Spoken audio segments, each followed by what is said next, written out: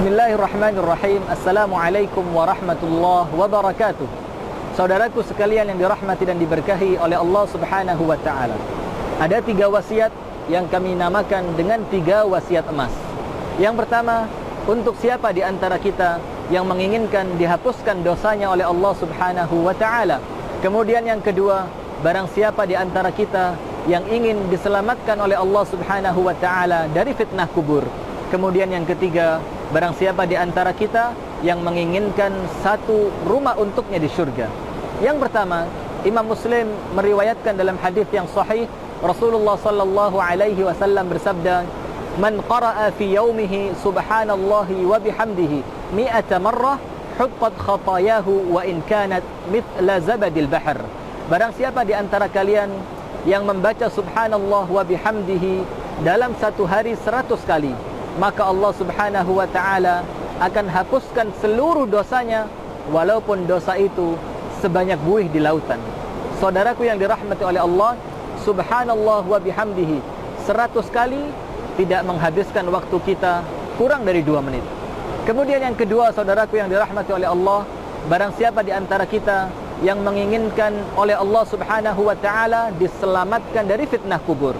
Diriwayatkan oleh Abi Dawud dalam hadis yang sahih, Rasulullah sallallahu alaihi wa ala alihi wa sahbihi wasallam bersabda, "Inna fil Qur'ani 30 ayat syafa'at li sahibiha hatta ghafara Allahu lahu, tabarakalladzi biyadihil mulk."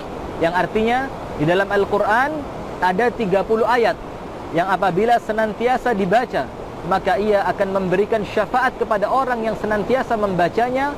Surat itu adalah Tabarakalladzi biyadihil mulk, surat Al-Mulk. Kemudian Abdullah ibnu Abbas radhiyallahu ta'ala anhu wa ardahu mengatakan, barang siapa membaca surat Al-Mulk ini 1 kali dalam 1 hari, maka ia akan diselamatkan oleh Allah Subhanahu wa ta'ala dari fitnah kubur. Bacaan surat Al-Mulk ini, apabila kita baca dengan bacaan yang biasa, maka hanya membutuhkan waktu 3 menit. Kemudian yang terakhir, saudaraku yang dirahmati oleh Allah, barang siapa di antara kita yang menginginkan satu rumah di syurga. Dalam hadis yang diriwayatkan oleh Imam Ahmad, dan hadis ini sahih, Rasulullah sallallahu alaihi wasallam bersabda, "Man qara'a qul huwallahu ahad fi yaumin 10 marrat, banallahu lahu baitan fil jannah."